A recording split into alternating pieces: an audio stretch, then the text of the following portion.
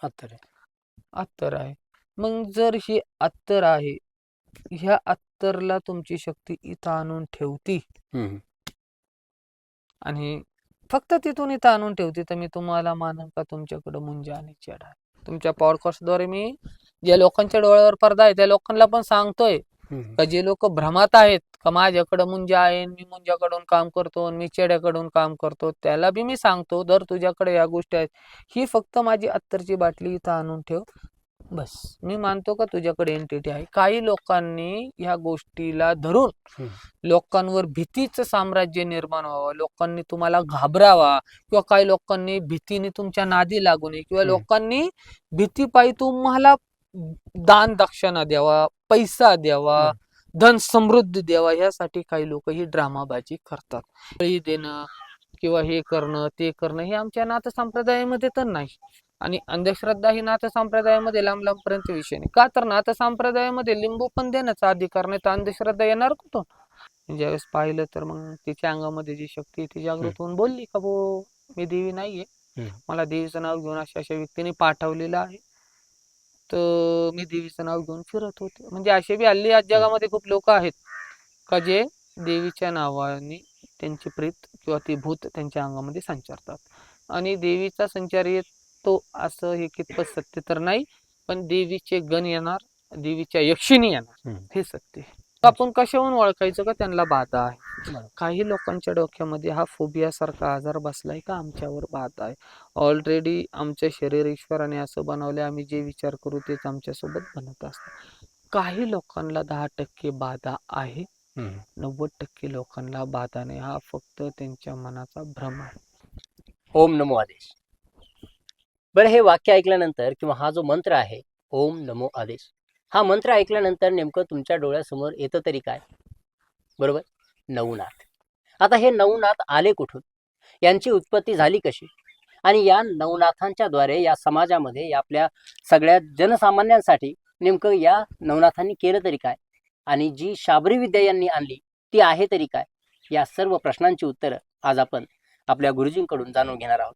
तर आज आपल्यासोबत आहेत राजसागर गुरुजी. तर त्यांच्याकडून जाणून घेऊया आपल्या या नवनाथ प्रथेबद्दल, संप्रदायाबद्दल आणि त्यांनी आणलेल्या शाबरी विद्येबद्दल. ओम नमो आदेश गुरुजी. आदेश. तर आता या नाथ संप्रदायामध्ये असं मानलं जातं की गुरु जे आहेत ते सर्वस्व आहेत. ठीक आहे, तर मग गुरु जर सर्वस्व आहे तर मग गुरु आणि ईश्वर यामधील अंतर काय? गुरु आणि ईश्वर यामधलं अंतर तर खूप मोठं आहे. ईश्वराला आम्ही स्वयं पाहू शकत नाही, बरोबर, पण आम्ही ईश्वराचं स्वरूप हे गुरु मध्ये पाहतो. गुरु हे दुसरं स्वरूप ईश्वराचं. प्रथम स्वरूप ईश्वर, दुसरं स्वरूप गुरु. ज्याने स्वतःच्या गुरुमध्ये ईश्वराचं स्वरूप पाहिलं त्यानेच गुरु जाणलं, बरोबर, तो गुरु. आणि ज्याने ईश्वराच्या स्वरूपमध्ये स्वतःला शिष्य जाणलं तो शिष्य. फरक आहे गुरु आणि शिष्य.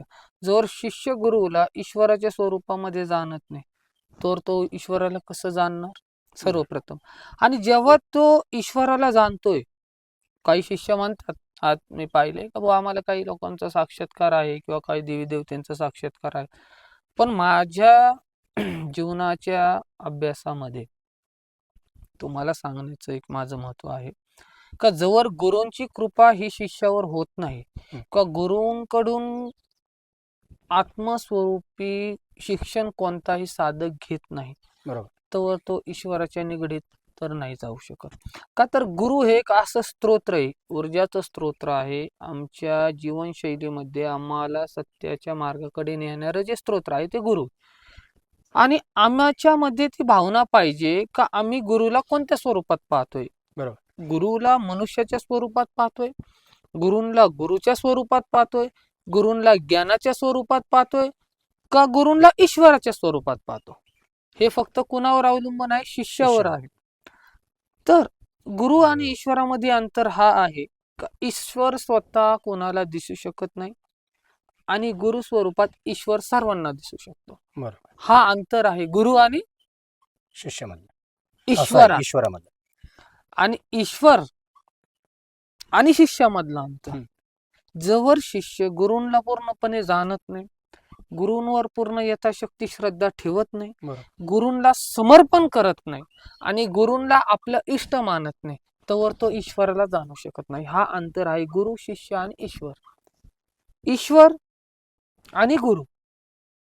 तर मनुष्य जवळ मनुष्य तत्वातून उठत नाही तोवर तो गुरु तत्वात जात नाही. बरोबर. आजच्या काळामध्ये मी खूप लोक पाहतोय, खूप चांगल्या प्रकारे लोकांना मार्गदर्शन करतात, चांगल्या प्रकारे लोकांना साधना वगैरे शिकवतात.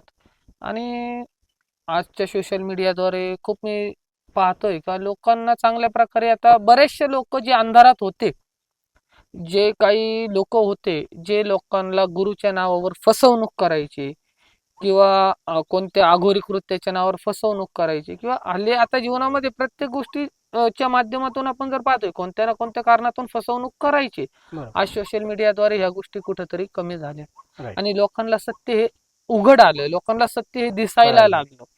तर ईश्वर आणि गुरु हा अर्थ म्हणजे शिष्यामध्ये आहे का शिष्य गुरुला कोणत्या स्वरूपात पाहतात त्याच्यावर शिष्यावरती सगळं काही डिपेंड. डिपेंड आहे. तुमची दृष्टी कोणत्या प्रभावाने बरोबर. गुरूंला पाहते त्याच्यावर डिपेंड आहे आजच्या युगात. Okay okay. तर आता हा जो परंपरा आहे, ही जी परंपरा आहे शिष्य आणि गुरु, गुरु आणि शिष्य परंपरा, हम्म. ही जी नाथ संप्रदायामध्ये चालत आलेली आहे, हम्म. ती कधीपासून चालू झालेली आहे किंवा ही जी परंपरा आहे कोणी चालू केलेली? आता बघा, याच्या पहिले पण बरेचसे पॉडकास्ट झाले असतील, बरेचसे महात्मांनी, बरेचसे जे जाणकार माणसं आहेत, बरोबर. जे व्यक्ती आहेत किंवा ज्यांनी जीवनचरित्रामध्ये बऱ्याचशा काही गोष्टी नाथांविषयी जाणले. हम्म. आज आपण नवनाथ कथासारांना पण पाहतो, बरेच घरामध्ये लोक वाचतात. हा. आणि हे सर्वांना ठाऊक आहे का नाथ संप्रदाय कसा उगम झाला आणि नाथ संप्रदायाचा उगम स्थान कोण आहे. बरोबर. आणि नाथ संप्रदाय शिवपार्वतींपासून नंतर मग त्याच्यानंतर मोठ्या बाबांपासून बरोबर. गुरु परंपरा ही पहिल्या काळा आधी अनादा कालापासून चालत आली, शिव पार्वतीपासून चालत आली. बरोबर. शिवाचे पहिले शिष्य कोण होते? शिवाचे पहिले शिष्य म्हणजे पार्वती. आणि दुसरे त्यांच्यानंतर जर आम्ही शिष्य म्हणू तर मोठे बाबा मच्छिंद्रनाथ. बरोबर. पहिला वाजता शिवांनी पार्वतीलाच केला. Right. तिथून ही गुरु शिष्य परंपरा ही शिव आणि पार्वतीच्या कालापासून चालत आहे. आता मी असं ऐकलंय की नवनारायणने पुन्हा जन्म घेतला त्या नवनारायणांनी. तर म्हणजे या काळामध्ये ज्यावेळी नवनाथ आले त्या काळामध्ये असं भगवंताला काय वाटलं असेल की त्यांनी नवनाथाला या ठिकाणी पाठवलं आणि शाबरी विद्येची निर्मिती जी आहे करायला सांगितलं? हे पहा, भगवंताला वाटले आणि भगवंताने पाठवले, हा जो भाग तुम्ही बोलले अति डीप आहे आणि ही पण माहिती प्रत्येकाला व्हायला पाहिजे. मला तुम्ही एक प्रश्न विचारला, खूप चांगला. मला हे सांगा, भगवंत म्हणजे कोण? आता जे विष्णू आहेत त्यांचेच अवतार आता हे नवनारायण सांगितले जातात, विष्णूचेच अवतार. मग आता त्या ठिकाणी आता मी जशा पद्धतीने जी गोष्ट ऐकली आहे तर त्या पद्धतीने सांगतो की या नवनारायणची जी एक आपण म्हणून मीटिंग म्हणू ती झाली आणि प्रत्येकाला एक एक जन्म, म्हणजे तुम्ही जे आहेत मच्छिंद्रनाथ होणार, तुम्ही गोरक्षनाथ होणार, अशा पद्धतीने ज्या पद्धतीने तुम्ही अगोदर सांगितलं की भक्तिसारमध्ये नवनाथ भक्तिसारमध्ये ते सांगितलेलं आहे. हो. तर अशा पद्धतीने ती म्हणजे जी नाथ संप्रदाय आहे तो आलेला आहे असं. आता तुमचा प्रश्न आहे का नाथांना पृथ्वीवर अवतार घ्यायला लावले, तर ईश्वराची काय इच्छा असणार का नाथांना पृथ्वीवर पाठवलं? सर्वप्रथम त्या काळी काय चालायचं, अंधकाराचं जीवन होतं, लोकांना लवकर सत्याचा मार्ग कळत नव्हता आणि लोक अस्पुरी शक्ती असुरी जी आहे, जी अंधकारामध्ये चालते, जसं प्रेत पिशाच टोनाटोडगा लोक पहिले करायचे, ह्या शक्तीचा उगम जास्त होता त्या काळी. आणि मग त्या शक्तीचा उगम जास्त झाल्यानंतर जशा तुम्ही सेवेकरी आहात, आम्ही सेवेकरी, असंख्य सेवेकरी आहेत नाथांचे, तसे त्या काळी पण विष्णूंचे सेवेकरी किंवा ब्रह्मांचे सेवेकरी किंवा शिवांचे सेवेकरी ते त्यांचा धावा करायचे, एक आपल्या बोलण्याच्या आपल्या पाहण्याच्या दृष्टिकोनाने. आणि जेव्हा ते भक्त, आपण म्हणतो ना भक्त और भगवान का अंतर बहुत सौम्य होता है. भक्त ज्या दृष्टीने ईश्वराला पाहतो त्या दृष्टीने ईश्वराचा आनंद, ईश्वराची लीला, ईश्वराची माया त्या भक्तावर होत राहते. अशा काही स्वरूपाने मग नाथांचा जन्म त्या काळी विष्णूंची परमभक्त किंवा शिवांचे परमभक्त किंवा ब्रह्मांचे परमभक्तांच्या लीले आधारे नाथांना या भूतलावर जो अंधकार, जो हाहाकार, जो विनाश काय चालू, त्याला संपवण्यासाठी एक एक अवतार या सृष्टीवर घ्यावा लागला. बरोबर. तर आता ज्याप्रमाणे तुम्ही सांगितलं शाबरी विद्या पण आहे यामध्ये, तर ही शाबरी विद्या कशी निर्माण झाली किंवा कशी उत्पन्न झाली? आता भाई याच्यापूर्वी हा. पण पॉडकास्ट मध्ये प्रश्न विचारला का साबरी म्हणजे काय. साबरी म्हणजे काय, सौम्य भाषेत बोललेली बोली भाषा. अच्छा, सौम्य. सौम्य भाषेमध्ये रचलेली, ज्या भाषेमध्ये नाथांनी रचली, ज्या ज्या प्रांतामध्ये नाथ गेले, मी पूर्वीच्या पॉडकास्ट मध्ये पण बोललो, ज्या ज्या स्थानावर नाथ गेले, ज्या ज्या ठिकाणी जी व्याख्यान काव्यरचना चालू होती, त्या भाषेमध्ये सौम्य स्वरूपात नाथांनी ती मायबोली रचली. त्याला आज आपण साबरी बीज मंत्र, जसं साबरी बीज मंत्र आपण बोलतो, तर हे बीज जे स्वयंनाथांनी बोली भाषेत रचले. जसं आता मराठी भाषेत म्हणे आम्ही ओम नमो आदेश, आकाश बांधू पाताल बांधू, बांधू धरती आसमान, मेरा बांधा ना बंदी, मेरे गुरु का बांधा ना बंदी, तो गुरु गोरक्षनाथ क्या. तर हे जे बीज आता हे हिंदी माध्यम ज्या संस्कृतीच्या ठिकाणी गेले, त्या संस्कृतीच्या ठिकाणी त्यांनी त्या मायबोलीमध्ये ती भाषा त्या लोकांना समजण्यासाठी आणि त्या लोकांनी पूर्ण त्या गोष्टीचा उपभोग घेण्यासाठी ती भाषा बोलली गेली. अशा प्रकारे बंगाली, बंगाल प्रांतात पण बाबा होते, विविध ठिकाणी जे बाबा फिरले, तर त्या ठिकाणच्या मायबोलीमध्ये त्यांनी ते काव्य रचलं. ते काव्य रचल्याने आपण त्याला साबरी विद्येचा प्रसार म्हणतो. म्हणजे एकंदरीत ज्या ठिकाणी ते राहिले त्याच ठिकाणची जी बोली भाषा आहे, त्या भाषेमध्ये बाबांनी ते काव्य रचना रचली. आता याचे काही प्रकार पडतात का? आता याचे 4 प्रकार पडतात. झुमरी साबर, रवैय साबर, बरबरी साबर, असे 4 प्रकार पडतात. आणि ज्या ज्या भाषेमध्ये बाबा गेले, ज्या ज्या ठिकाणी बाबा गेले, त्या ठिकाणी त्यांनी एक एक वेगळ्या बोली भाषेमध्ये काव्य रचना रचली. अच्छा, म्हणजे हे जे 4 प्रकार जे आहेत ते सारखेच आहेत की त्याच्यामध्ये काही अंतर आहे? इस्लामिक पण शाबर आहे, बरबरी पण आहेत, त्यांचे वेगवेगळे प्रकार आहेत. ओके. इस्लामिक तंत्रामध्ये, इस्लामिक साबर तंत्रामध्ये पण ज्या गोष्टी वापरतात त्या झुमरीमध्ये नाही वापरत, तलहियामध्ये नाही वापरत. आणि झुमरीमध्ये लोक मृत्यू गोष्टीपासून कार्य करतात, तर इस्लामिक मध्ये ज्याला गाडतो आपण, तशा प्रकारापासून, म्हणजे ज्याचं काव्य वेगळ्या वेगळ्या स्थानापासून रचलं गेलं. म्हणजे ज्या ठिकाणी जी प्रथेची प्रचलितता झाली त्या ठिकाणापासून ते रचले. ओके. तर आता ही शाबरी विद्या ज्यावेळेस आली त्यावेळेस मी असं ऐकलं की जे आदिवासी वर्ग आहे त्यांच्यामध्ये याची जी आवड आहे खूप जास्त होती, वरच्या स्तरापर्यंत. नाही, आपण असं म्हणू शकत नाही का त्या वर्गापर्यंतच होती. बघा कसं आहे का, ज्या माणसाला, म्हणजे एक माणसाचं एक ध्येय असतं का, भाऊ मला हे ध्येय गाठायचंय, बरोबर, आणि हे ध्येय गाठल्यानंतर मला ह्या गोष्टीमध्ये यश प्राप्त करायचं. तर ज्याला ह्या गोष्टीमध्ये यश प्राप्त करायचं, आणि नाथांनी, सर्वप्रथम नाथांनी ज्या व्यक्तीला निवडलं या कार्यासाठी, त्यांनी ह्या गोष्टीमध्ये यश प्राप्त केलं. आपण प्रथम एका कोणत्याही गोष्टीला किंवा एका कोणत्याही मनुष्याला, एका कोणत्याही वर्गाला बोलू शकत नाही का याच्यामध्ये प्रचलितता जास्त होती. सौम्य ज्याच्यामध्ये जशी शक्ती तसे त्या व्यक्तीने त्याला ग्रहण केलं. आता आपला विषय होता की गुरु शिष्य, तर या गुरु शिष्य परंपरेमध्ये जसं नाथ संप्रदायामध्ये, समजा आता मी एक साधक आहे आणि किंवा मला साधक व्हायचं आहे नाथ संप्रदायामध्ये, तर त्याच्यासाठी काही पात्रता वगैरे लागते? मनुष्य सर्वप्रथम सेम आहे. ईश्वराने प्रत्येकाची गणना एक सारखी केली. ईश्वराच्या ठिकाणाहून कोणत्याही गोष्टीचा मतभेद, उच्च नीच, काळा गोरा ह्या गोष्टीचाही नाही. तर त्याची लेवल ही प्रत्येक मनुष्याची आहे, लेवल प्रत्येक जीवाची आहे. या सृष्टीच्या चराचरामध्ये जी पण गोष्ट आहे त्याची लेवल सेम आहे. कोणी उंच नाही, कोणी नीच नाही. फक्त तुमचा अध्यात्म घेण्याचा मार्ग कसा आहे याच्यावर अवलंबून आहे, का तुम्ही कोणत्या पद्धतीने ग्रहण करू शकता. बरोबर, याच्यावर. आता बऱ्याच ठिकाणी आपल्याला ऐकायला मिळतं की नवनाथाची पूजा आहे, सेवा जी आहे, तर ती स्त्रियांनी करू नये किंवा करता येणार नाही. सर्वप्रथम हा माणसाचा गैरसमज आहे. मी माझ्या पहिल्या पॉडकास्ट मध्ये पण या प्रश्नाला माझा विरोध आहे. बघा, ज्या काळी बाबा भ्रमण करायचे, मला तुम्ही सांगा, तुमच्या दरवाजामध्ये जर कोणी साधू महात्मा आले तर तुम्ही त्यांना भिक्षा देणार का तुमच्या घरच्या स्त्रिया देणार? घरच्या स्त्रिया. कोण देणार? मग ज्या काळी बाबा भ्रमण करायचे त्या काळी बाबांना भिक्षा स्त्रिया द्यायच्या का पुरुष द्यायचे? स्त्रिया. मग स्त्रियांना का अधिकार नाही? जर त्यांना अधिकार भिक्षा देण्याचा आहे तर नाथांची सेवा करण्याचा अधिकार नाही असं कोणत्या धर्मग्रंथात आहे?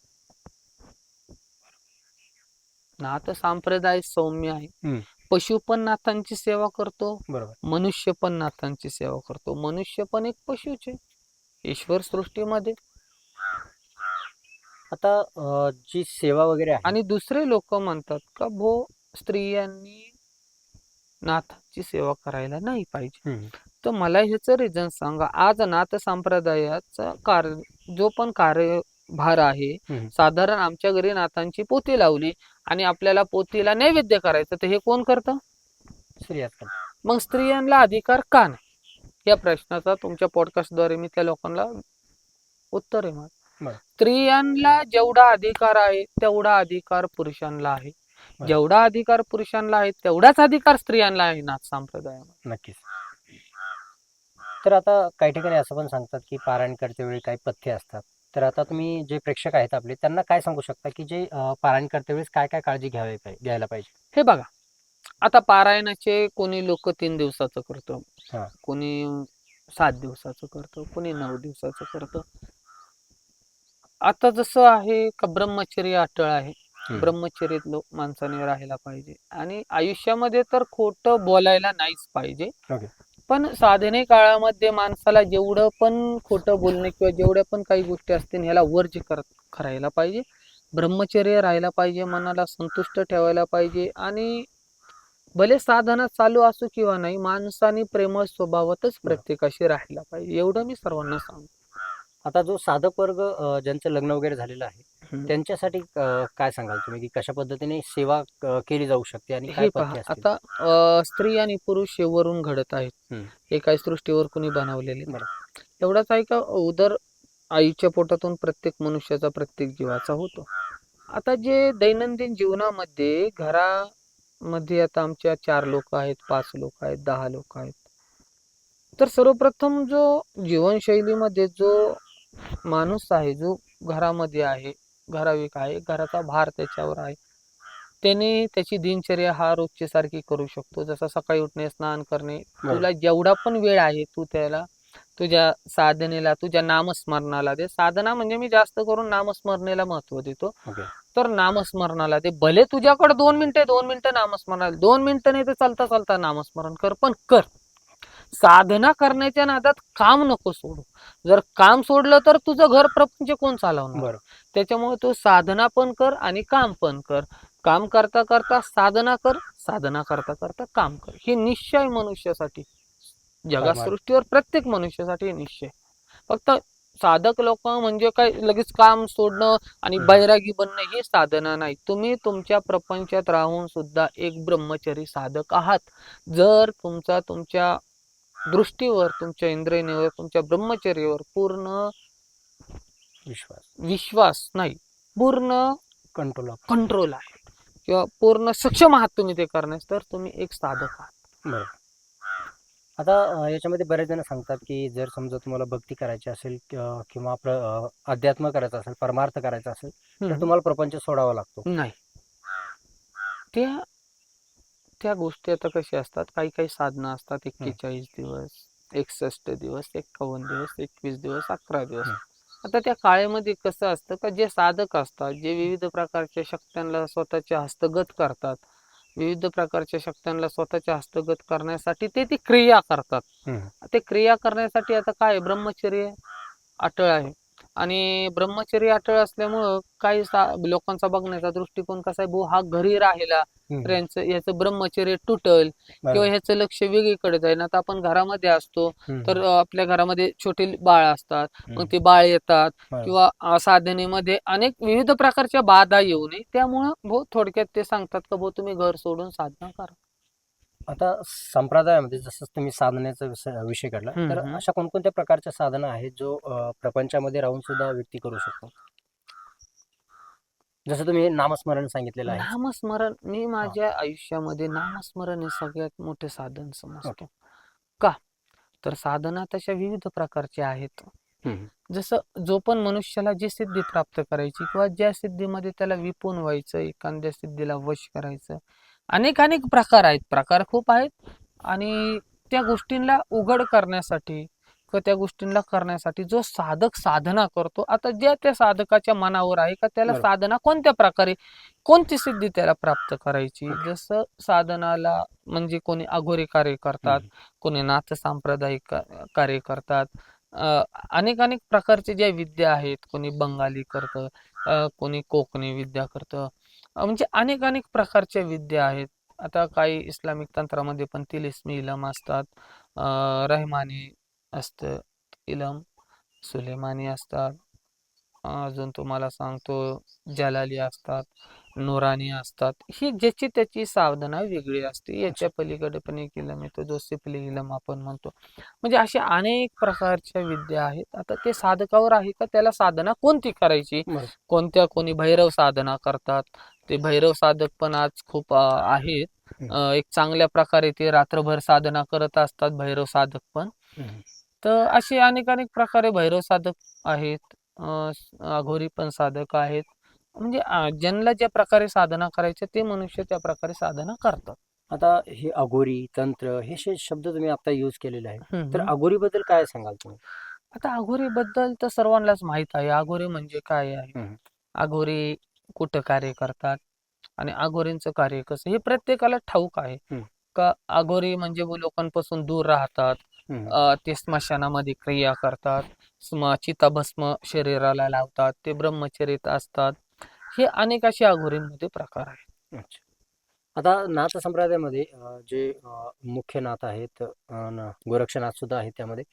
तर गोरक्षनाथ जे स्वतःचा जो अनुभव आहे, स्वानुभवाला ते महत्त्व देतात. हो. हां. तर आता याच्यामध्ये काय आहे, की आता सध्या जी अंधश्रद्धा सुरू आहे या समाजामध्ये, तर त्याच्याबद्दल तुम्हाला काय वाटतं, की नाथ संप्रदायामध्ये या अंधश्रद्धेला कितपत महत्त्व आहे? मला आता सर्वात पहिले सांगा, हं. अंधश्रद्धा म्हणजे काय आहे. अंधश्रद्धा ही नाथ संप्रदायामध्ये तर मोडतच नाही. हं. नाथ संप्रदायामध्ये जप, हवन, हं. ध्यान मुद्रा, ध्यानस्थ बसणे, साधना करणे, हं. हं. सौम्य साधना करणे, एकांत बसून साधना करणे, काही वेळ नाथांचं स्मरण करणे, अलौकिक शक्तींचा अनुभव घेणे, हं. ही नाथ संप्रदायात आहे. अंधश्रद्धा ही नाथ संप्रदायामध्ये येतच नाही. ओके. अंधश्रद्धा म्हणजे काय आहे, उदाहरण तुम्हाला बळी देणं बरोबर. किंवा या देवतेला बळी देणं, ह्या देवतेला बळी देऊन खुश करणं, ही अंधश्रद्धा झाली. हं. आमच्या नाथ संप्रदायामध्ये ही नाही. त्याच्यामुळे आपण नाथ संप्रदायामध्ये अंधश्रद्धा बोलू शकत नाही. हं. ठीक आहे, कोणत्याही संप्रदायाचं आपण नाव घेऊन त्यांना बोलू शकत नाही. पण बरोबर. आज हां. जे साधक आहेत त्यांना कळतं का ही एक बळी देणं किंवा हे करणं ते करणं हे आमच्या नाथ संप्रदायामध्ये तर नाही. आणि अंधश्रद्धा ही नाथ संप्रदायामध्ये लांब लांबपर्यंत विषय नाही. का तर नाथ संप्रदायामध्ये लिंबू पण देण्याचा अधिकार नाही, तर अंधश्रद्धा येणार कुठून. नाथ संप्रदायामध्ये फक्त पाणी किंवा बभूती आपल्याला देण्याचा अधिकार आहे. जो पण आपण नाथांचा धुना जळतो, हं. गोरक्षनाथ बापांचा हं. नावाने जो धुना चेतन असतो, साधक त्या म्हणजे धुन्यामध्ये काय गौरी जळत असते, शुद्ध तूप असतं, तीळ असतं, हावरी असते, तूप असतं, ह्या गोष्टी जळतात. बरोबर. त्यांना मंत्राच्या साह्याने लोक सिद्ध करतात. जे पण गुरूंचे हं. मंत्र आहेत, गुरूंचे जे सिद्ध मंत्र आहेत, त्या मंत्राद्वारे लोक सिद्ध करतात. ते त्यांच्यासाठी जे आजारी आहेत, पीडित आहेत, त्यांच्यासाठी प्रार्थना करतात हं. गोरक्षनाथांना का बाबा यांचा हा आजार बरा होऊन द्या. बरोबर. आणि ज्याचा जसा विश्वास आहे त्या प्रकारे बाबा त्याला साथ देतात. तर नाथ संप्रदायामध्ये अंधश्रद्धा हा विषय नाही. आता जसं तुम्ही अंधश्रद्धेविषयी आपण बोललो, हम्म. तर जो संचार वगैरे होतो, हम्म. तर त्याच्याबद्दल काय सांगाल? अंगामध्ये येणं, अंगात देवी येणं, देव येणं, ह्याच्याबद्दल काय वाटतं? आता पहा, अंगात देवी किंवा देव येणं ह्या गोष्टीला सर्वप्रथम संप्रदाय मानत नाही. हं. सर्वप्रथम आम्ही ह्या गोष्टीला मानू का तुम्ही कोणत्या तरी ऊर्जेला तुमच्या हस्तांतरित करताय किंवा एखाद्याच्या हस्तांतरित करताय किंवा एखाद्याच्या शरीरामध्ये टाकताय किंवा तुमच्या शरीरामध्ये टाकताय. पण देव आणि देवी अंगात येणं हे कितपत सत्य नाही. देवींचे गण येणार किंवा हं. देवींच्या यक्षिणी तुमच्या शरीरामध्ये येणार. मी आजकाल खूप लोक असे पाहिले का त्यांचे पित्रच देवाचं नाव घेऊन त्यांच्या शरीरात फिरतात. अच्छा. ऑलरेडी देव नाही. आणि बऱ्याचशा गोष्टी आहेत अशा का मी पाहिले. आता काही कालांतरापूर्वी पण मी गेलतो एक ठिकाणी, तर तिथं पण असं कोणाला देवी वगैरेचा संचार होता. ज्यावेळेस पाहिलं तर मग तिच्या अंगामध्ये जी शक्ती आहे ती हं. जागृत होऊन बोलली का मी देवी नाहीये, हं. मला देवीचं नाव घेऊन अशा अशा व्यक्तीने पाठवलेलं आहे, तर मी देवीचं नाव घेऊन फिरत होते. म्हणजे असे बी हल्ली आज हं. जगामध्ये खूप लोक आहेत का जे देवीच्या नावाने त्यांची प्रेत किंवा ते भूत त्यांच्या अंगामध्ये संचारतात. आणि देवीचा संचार येतो असं हे कितपत सत्य तर नाही, पण देवीचे गण येणार, देवीच्या यक्षिणी येणार, हम्म. हे सत्य आहे. आता तुम्ही आता सांगितलं की जे भूत वगैरे किंवा जे आपण म्हणतो पाठवलं वगैरे तुम्ही आता म्हटले दुसऱ्याच्या शरीरामध्ये, हो. हे कितपर्यंत लाईक शक्य आहे? आणि दुसरी गोष्ट म्हणजे त्याच्या जे परिणाम आहेत ते कशा पद्धतीने आपल्याला दिसून येतात, म्हणजे आपल्याला कळेल की आता याच्यामध्ये भूत आहे किंवा करणी वगैरे त्या त्या पद्धतीचा काहीतरी प्रकार आहे. आता पहा, ज्या वेळेस आपण बघतो मी भूत, ते लोक जे काही लोक विद्या शिकलेले असतात, बरोबर. जसं विविध प्रकारचे विद्या शिकतात लोक, तर काही मृतात्मे वश करून हम्म. ते दुसऱ्याच्या शरीरामध्ये त्यांना नाव वगैरे भोग वगैरे देऊन ते हम्म. त्यांना पाठवतात, तर त्या हम्म. गोष्टी त्यांना त्रास देतात. बऱ्याचपैकी हे सत्य आहे.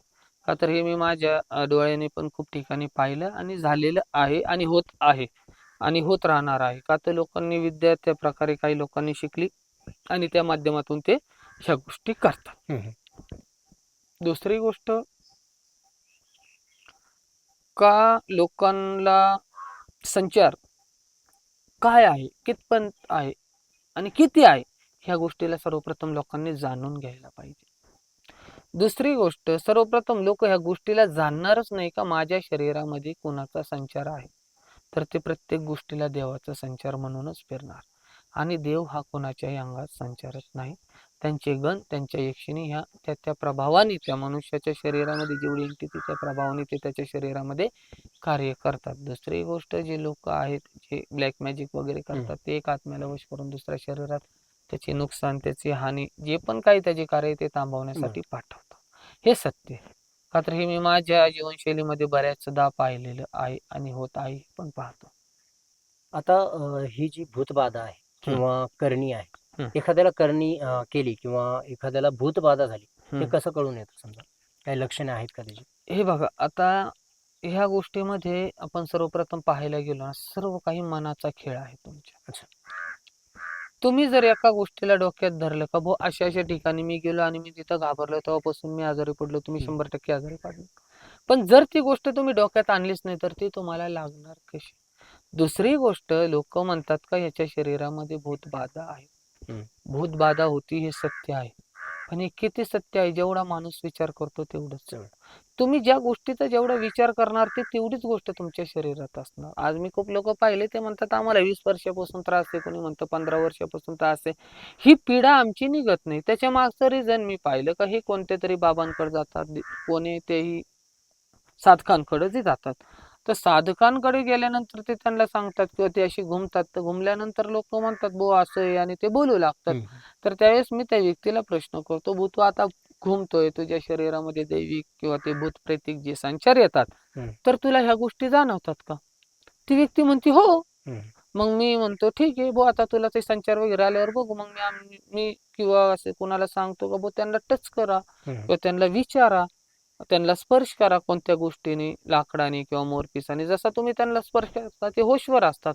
मग आपण कशाहून ओळखायचं का त्यांना बाधा आहे? बरोबर. काही लोकांच्या डोक्यामध्ये हा फोबिया सारखा आजार बसलाय का आमच्यावर बाधा आहे. ऑलरेडी आमच्या शरीर ईश्वराने असं बनवलंय, आम्ही जे विचार करू तेच आमच्यासोबत बनत असतं. काही लोकांना 10% बाधा आहे, हम्म. 90% लोकांना बाधा नाही. हा फक्त त्यांच्या मनाचा भ्रम आहे. दुसरी गोष्ट, तुम्ही म्हणता करणीला ओळखायचं कसं? आता करणीच्या विविध प्रकार आहेत. लोक विविध प्रकारे करण्या करतात बरोबर. किंवा कोणाला करणी करून लोकांना बर्बाद करण्याचा पूर्ण प्रयत्न असतो किंवा लोकांना मारण्याचा प्रयत्न असतो किंवा लोकांच्या काही गोष्टी असतात, त्यांचे पैसे किंवा त्यांच्या धनदौलती हडप करण्यासाठी काहीतरी एक शक्ती त्यांच्या मागे लावून देणं. बरोबर. करणी होत असते. करणीचा प्रभाव कसा होतो? माणूस एकदम असं वाळून जातो, त्याचं मन अस्वस्थ होतं, त्याचे डोळे पूर्ण खोल जातात आणि त्याची बोलण्याची त्याची बुद्धी पूर्ण भ्रष्ट होती. त्याला आपण करणे हा प्रकार म्हणतो. पण मला एवढं कळतं, जर तुम्ही तुमच्या ज्या इष्टांना मानताय किंवा तुम्ही परमेश्वराला मानताय, जर तुमचा पूर्ण विश्वास इष्ट आणि परमेश्वरावर असेल तर तुम्हाला कधी या गोष्टी तुमच्यापर्यंत येऊ शकत नाही. म्हणजे जर सर्वप्रथम एखाद्याने नाथ संप्रदायामध्ये किंवा किंवा नाथांची जरी भक्ती केली तरी भूतबाधा होण्याची शक्यता नाही. नाही, 100% नाही. पण 100% मनापासून भक्ती. मनापासून. तुम्ही म्हणता मला व्हावं नाही यासाठी तुम्ही भक्ती करता, तर बरोबर. असं नाही. तुम्ही अंतर्मनाला स्वच्छ ठेवून, अंतर्मनाचे पट उघडून, कम्यात मी तुमचा, तुम्ही माझे, बरोबर.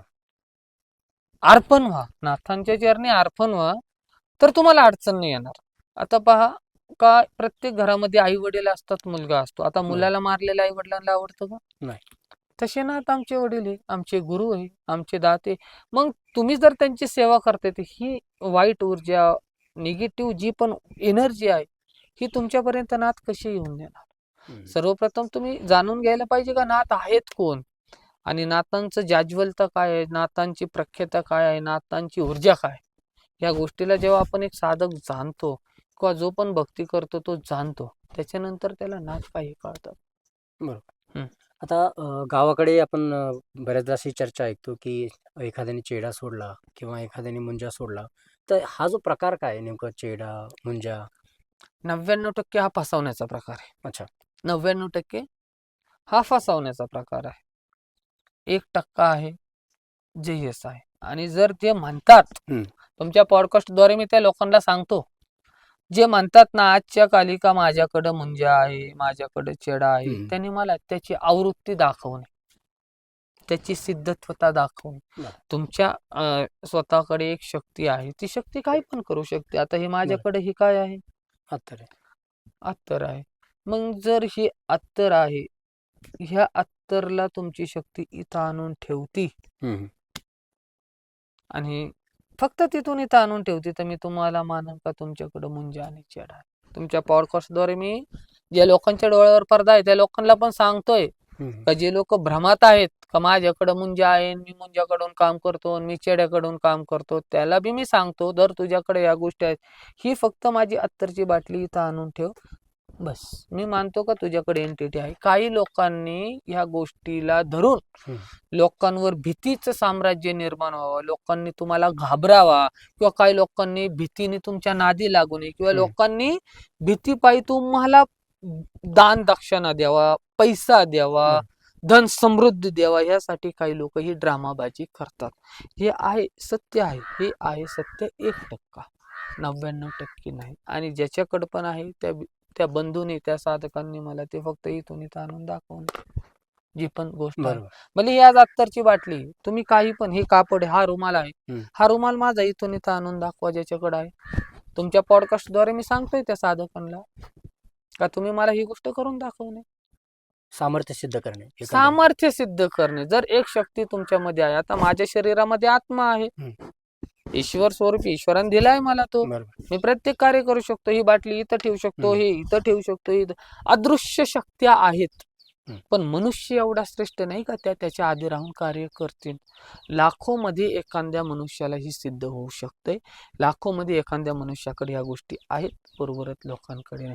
आज मी लोकांना पाहतो का काही लोक दगड आणतात आणि त्याला काही शेंदूर वगैरे बघून ठेवतात, आणि लोकांना म्हणतात नाही हा प्रख्यात मसोबा आहे, हा मंजोबा आहे, हा लईच डेंजर आहे.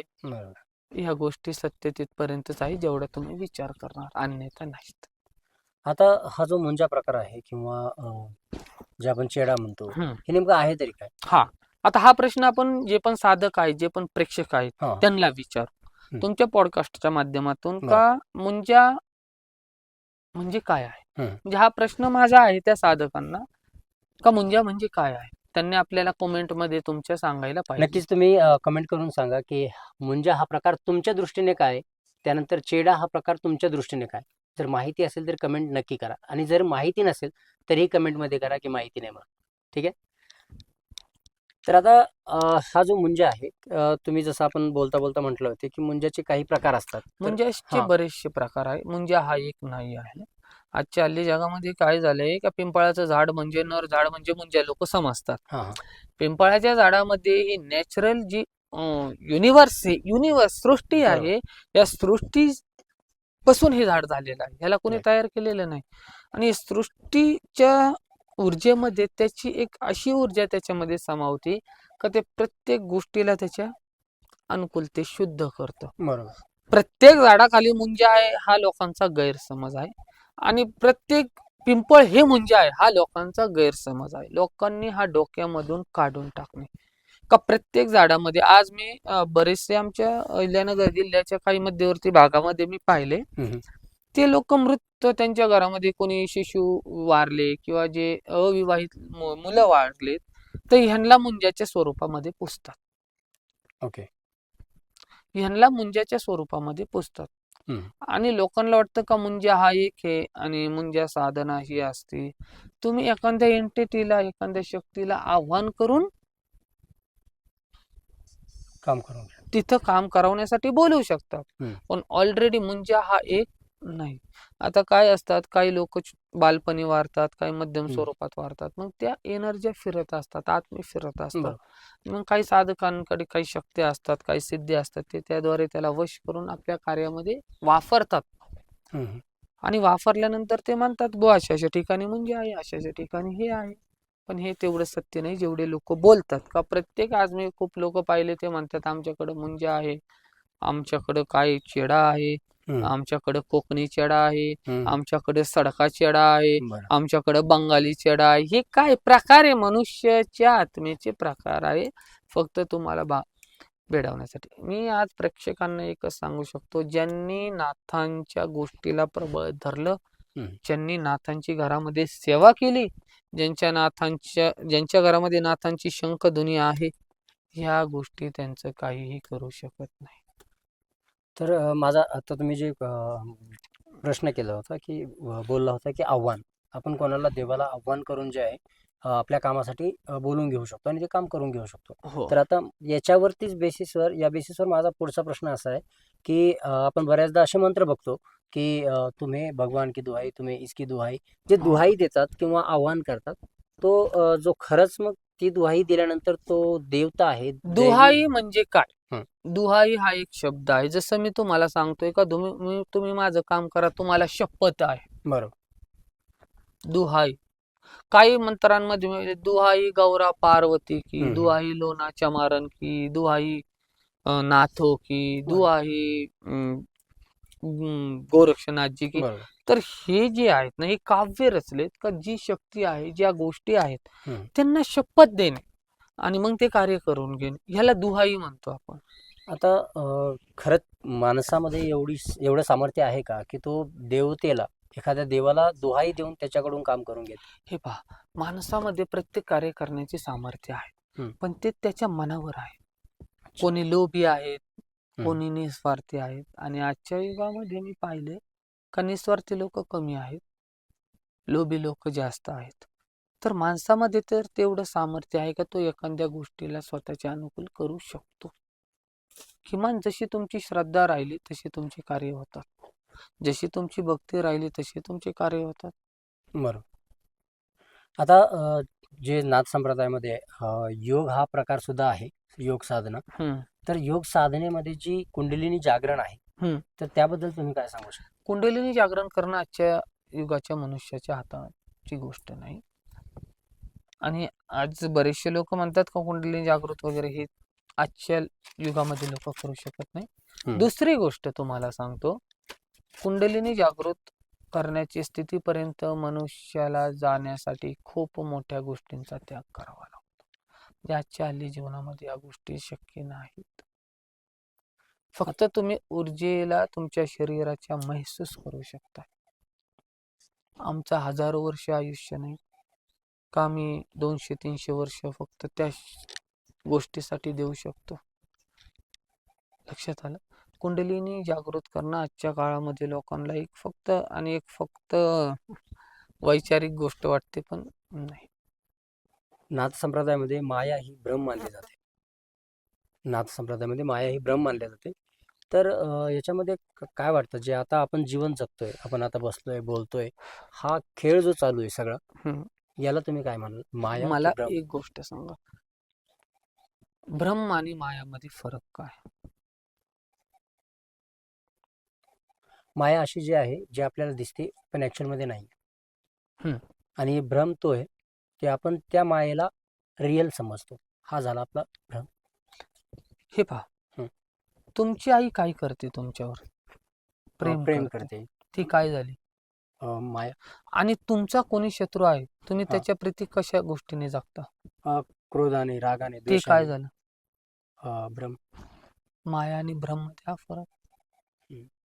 तुमच्यावर अवलंबून आहे का तुम्हाला कोणत्या पद्धतीने कोणत्या व्यक्तीशी संलग्न राहणे, कोणत्या व्यक्तीच्या प्रती कोणता विचार करणे आणि कोणत्या व्यक्तीला कोणत्या आधारे धरणं हे तुमच्यावर आहे. मायेत धरणं का भ्रमात धरणं? भ्रम हा स्वतःला मी म्हणण्याचा अधिकार देतो आणि माया स्वतःला आम्ही म्हणण्याचा अधिकार देते. हा माया आणि भ्रमचा फरक आहे. जे दिसतं ते नसतं ही माया. ही मनुष्यामध्ये एवढी पण आजच्या लोकांमध्ये काही दैविक चमत्कार नाहीयेत बरं. का ते माया करू शकतात. हा जसे आमचे नवनाथ झाले, आमचे 84 सिद्धनाथ झाले, हे प्रचंड स्तोत्र आहे, ऊर्जा बरोबर. स्तोत्र, यांच्याकडे या सर्व सिद्ध आहेत. माया म्हणजे तुम्हाला एका ठिकाणी असंख्य गोष्टींचं दर्शन घडवून देणे. आजच्या मनुष्याच्या हातात आहे का? नाही. आहे का? नाही. खुली गोष्ट. माया आणि भ्रम. आई आता- करते माया, शत्रू करतो भ्रम. ह्या बरोबर. गोष्टी माया आणि भ्रमचा फरक आहे, सौम्य फरक आता हा जो माया शब्द आहे, त्या माया शब्दाने एक मला प्रश्न आठवतो आहे. की जे आपण बघतो की नवनाथ भक्तिसागरमध्ये मच्छिंद्रनाथ स्त्री राज्यात जातात. तर जे स्त्री राज्य त्या भक्तिसारमध्ये सांगितलेलं आहे, तर ते स्त्री राज्य एक भौगोलिक जागा आहे की या ठिकाणी आहे, या राज्यात आहे, की तो एक भ्रम किंवा माया आहे? हे बघा, आता नाथांना अष्टांग सिद्धी प्राप्त आहे. हम्म. ते तुम्हाला इथं दिसू शकतात, ते तुम्हाला ज्या दृष्टिकोनाने तुम्ही त्यांना पाहणार तिथं दिसू शकणार. बरोबर. आता पहा, ज्या दृष्टिकोनाचा भाग आला नाथांचा, मायेचा. हम्म. जर मी नाथांविषयी जर बोलायला गेलो ना, तर नाथांकडं माया करण्याची असंख्य लीला आहे. आणि नाथ कोणत्या लीलेने कोणती माया करणार आणि कोणत्या मायेने कोणती लीला करणार हे तुमच्या आणि आमच्या डोक्याच्या बाहेर आहे. त्याच्यामुळं जे पण लोक बोलतात का बाबाजी आमचे स्त्री राज्यात राहिले, बाबाजींनी आमच्या हे केलं, तर बाबा त्यांच्या मायेने काही करू शकतात. बाबा त्यांच्या मायेने काहीही करू शकतात. बरोबर. ही माया आहे बाबांची आणि ही लीला आहे बाबांची का ते तुमच्या लीलेने त्यांच्या लीलेने तुम्हाला काही दाखवू शकतात. तर ही माया आणि लीला ही बाबा कोणत्याही प्रकारे करू शकतात. एवढे मोठे सिद्ध पुरुष, एवढे मोठे सिद्ध तत्व आहे बाबांचं का ते कोणत्याही प्रकारे माया आणि लीला करू शकतात. तर ही एक माया आहे बाबांची, जे तुम्ही बोलले. बरोबर. बाबा तुम्हाला आज ह्या महाराष्ट्राच्या भूमीमध्ये पण दिसणार, हम्म. बाबा तुम्हाला बंगालच्या भूमीमध्ये पण दिसणार. बाबांना तुम्ही ज्या भूमीमध्ये तुमच्या दृष्टिकोनाने पाहणार त्या भूमीमध्ये बाबा तुम्हाला दिसणार. ही माया आहे बाबांची. तर मायावरूनच दुसरा मला एक प्रश्न आठवतो की ज्याप्रमाणे सांगितलं गेलंय भक्तिसार मध्येच पुन्हा अनेकदा येतो मी पुन्हा एकदा, तर त्याच्यामध्ये सांगितल्याप्रमाणे की गर्भगिरी जो पर्वत होता तो गोरक्षनाथांनी सोन्याचा केला होता. नाही, आता गर्भगिरीचा पट्टा तो खूप मोठा आहे. हा. तो बरोबर, गर्भगिरीचा पट्टा एवढा मोठा आहे. आता जर मी बोललो हा इथं इथं सोन्याचा केलता, तर प्रेक्षक लोक काय म्हणतील, आता तिथं सोनं निघत का नाही? बरं. जर आपण ह्या भावनेने जर कोणाला बोलायला गेलो, लोक काय म्हणतील हा पर्वत सोन्याचा केलता, मग आता इथं सोनं का नाही? म्हणजे लोकांच्या बघण्याचा दृष्टिकोन आहे. बरोबर. तर हा भाग आपण इथं सोडून देऊ. हा.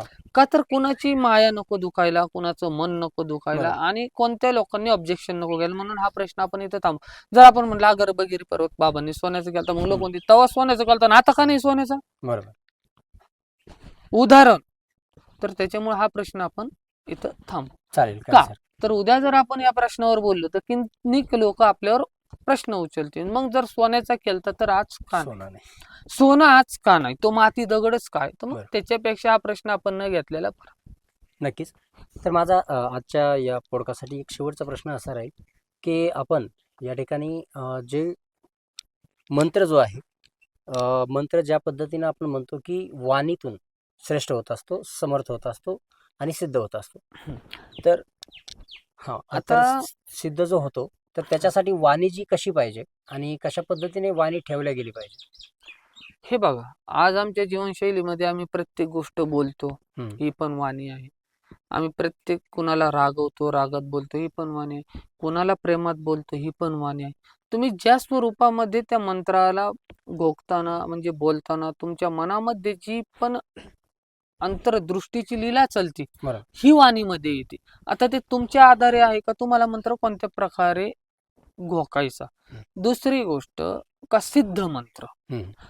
सिद्ध मंत्र आपल्याला हल्ली पुस्तकातून तर भेटत नाही आणि मंत्र सिद्ध आहे हे आम्हाला जाणण्यासाठी एखादी गुरूंकडून दीक्षा घेतली तर आपण म्हणतो हा साबरी सिद्ध मंत्र आहे. बरोबर. साबरी सिद्ध मंत्र. साबरी सिद्ध आपण का म्हणतो का आमच्या गुरूंनी त्याला सिद्ध केलाय. आमच्या गुरूंनी लाखो हजारो वेळेस त्याचा प्रयोग केला आणि तो मंत्र तुम्हाला दिला. आपण ह्याला सिद्ध साबर मंत्र म्हणतो. तर ह्याला आपण सिद्ध साबर मंत्र म्हणतो आणि त्याला आपण सिद्ध मंत्र म्हणतो.